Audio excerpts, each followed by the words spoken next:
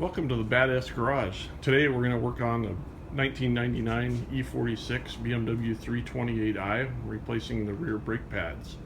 The procedure is pretty straightforward with basic tools and can be accomplished similar process on any of the 1999 through 2005 E46 models. So I hope you find this helpful and the step-by-step instructions in video. Thanks. So basically the only tools you really need for this job are your caliper compression tool. You can get this kit at Harbor Freight for like 25 or 30 bucks.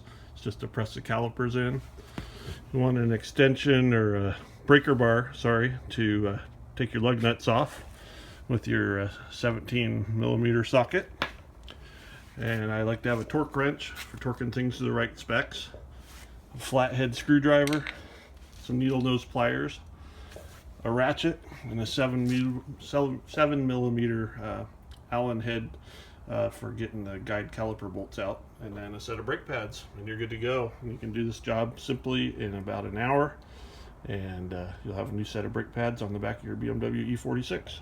The first step, of course, is you want to lift and support the car so you can get the rear wheels off the ground. I found if you get a floor jack and just jack underneath the differential carrier or the rear subframe, is a good central jack point. Get it off the ground, and then use jack stands on either side at the BMW jack points, and you'll have a nice stable platform to work on. Once you've got the car up on the jack stands and supported, then we'll want to grab our 17 millimeter socket and a good strong arm, and we will take off the lug nuts on the rear wheels.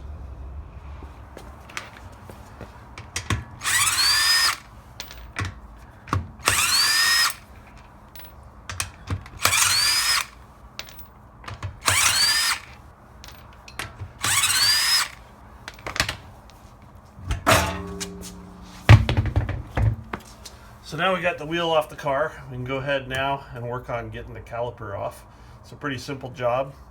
Next, all we have to do is take off this anti-rattle clip.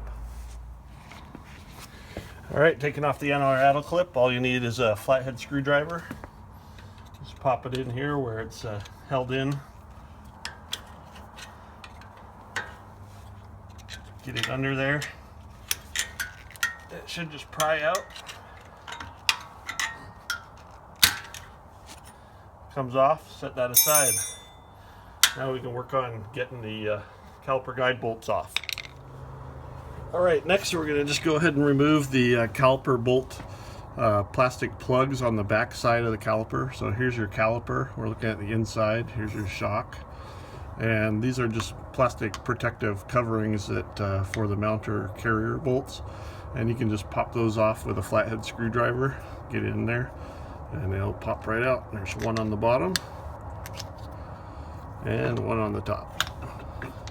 We got those out.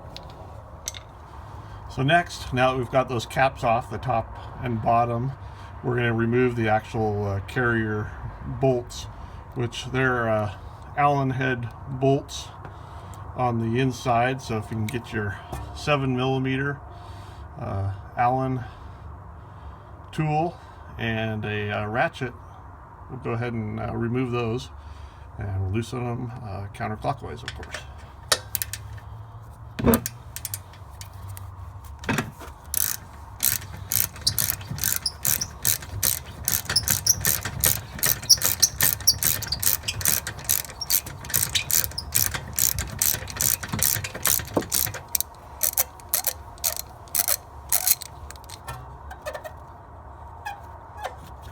Got one, that's what they look like.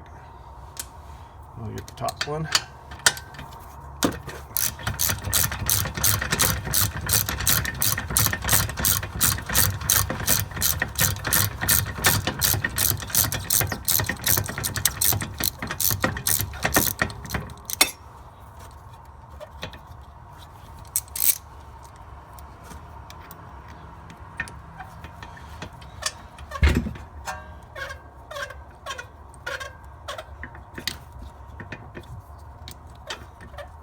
They'll tend to want to kind of stick inside that rubber housing, so you might have to pull them out. And then we've got number two, so set those aside. So next we're going to go ahead and pull out the brake pad wear sensor. It actually plugs into a slot in the brake pad on the E46. It's in the right rear that we're working on here. So here you can see the wire coming down over the top of the brake system, and then it plugs into the back here. These can get a little brittle over time, so just be careful unless you're replacing it. And I just get some needle nose pliers, and you can just grab the ends of it and it should just pop right out. So there you can see what it looks like.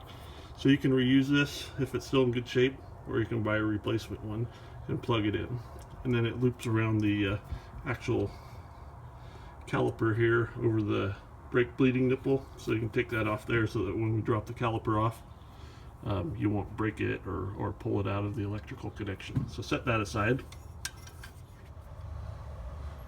Alright, now that we got the guide bolts out, we can go ahead and wiggle this, and this will take the actual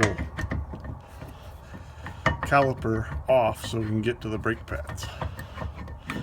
So there, we've got that removed, and the brake pads then are seated right in between here, so you can see those are fairly well worn. There's still some brake pad on there, but I thought I'd go ahead and replace them. So you can pop out the brake pads, and the inner one that goes into the actual piston has these clips that hold those in there securely. So those are the old brake pads. And then we'll go ahead and hang this off to the side. You can use a coat hanger or some straps or something, because you don't want to go ahead and hang it by the brake line here and put pressure on that. So now we can go ahead and replace the brake pads after we press the piston in here, because this piston needs to be pushed back in to make room for the extra brake pad with the new brake pads, so there will be room within the caliper. So the one handy tool that you'll want to have when you're doing the brake calipers is, like I said, we have to go ahead and we have to depress this piston here to make room for the additional width of the new brake pads. So what you'll want is a caliper compressor tool. You can pick a set up at like a Freight or a place like that.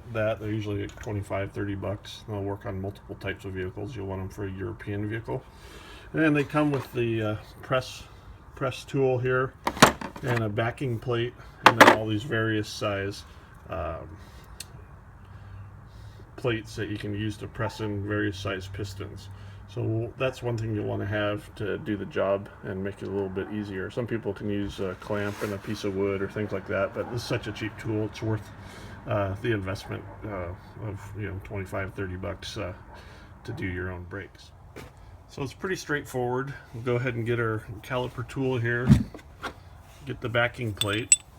That just goes on over here and goes on to the back of it like that. Find the right size plate here, and you'll see there's a holes to hold that in there.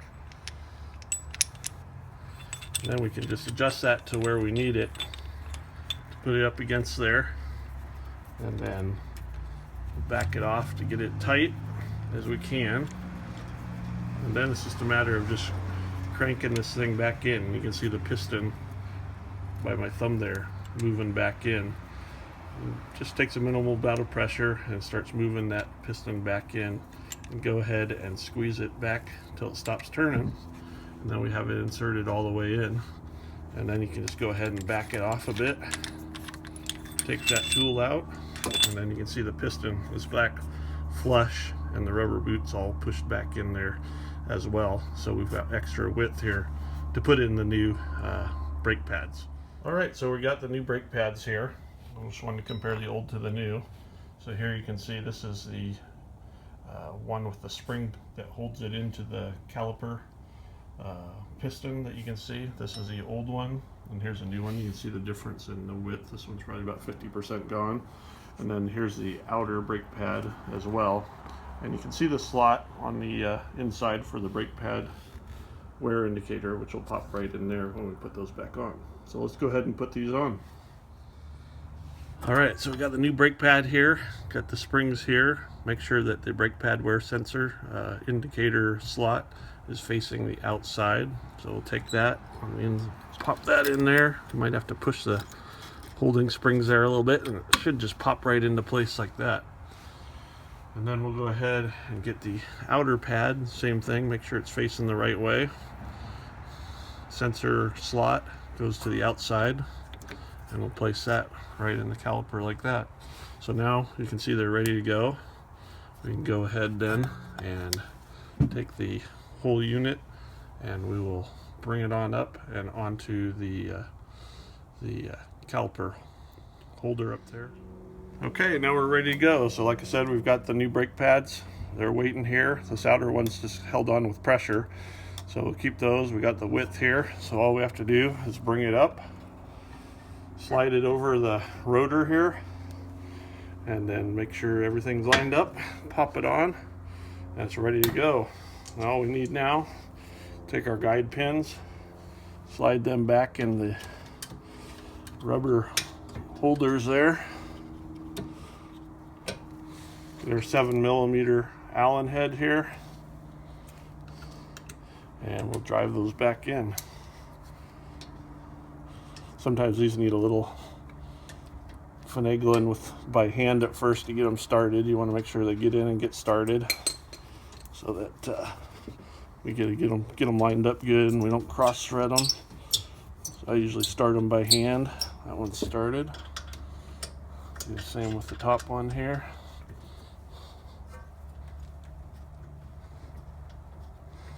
And once you got them tight and they're started there, we can go ahead and crank them in.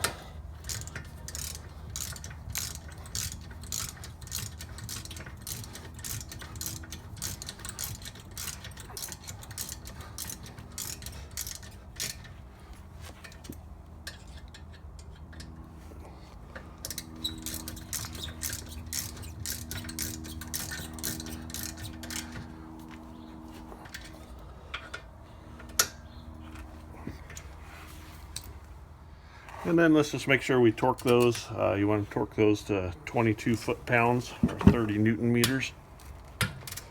Make sure those don't come loose.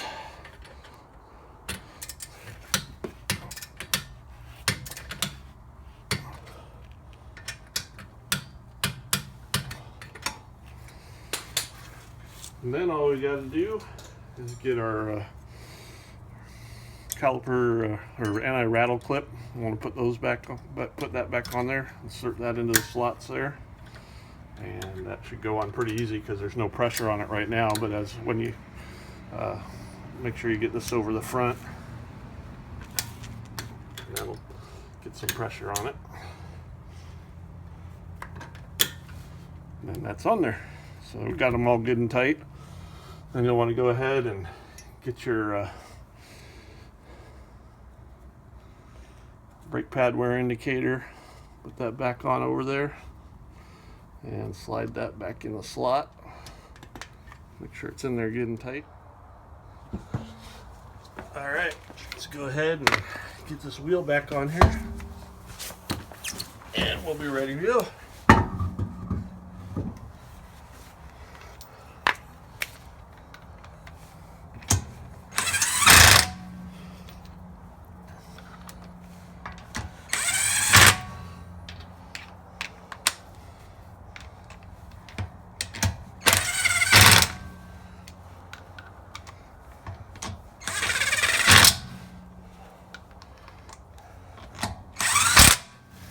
Alright, so we got that on there. All you gotta do then is torque those baby down, get her off the jack, and you got a new set of brake pads on your E46 BMW. Go ahead and make sure everything's in order, take it around the block, make sure you got no weird noises, and you're all set. So thanks for joining me today in Badass Garage. I hope that helped getting the rear brakes done on your BMW E46. Like you saw, it was a pretty simple procedure with pretty basic tools. I usually get my parts from OEMBeamerParts.com or PelicanParts.com. They're both great resources for good OEM or equivalent parts for your used BMW. So we'll see you next time on Badass Garage. Thanks a lot.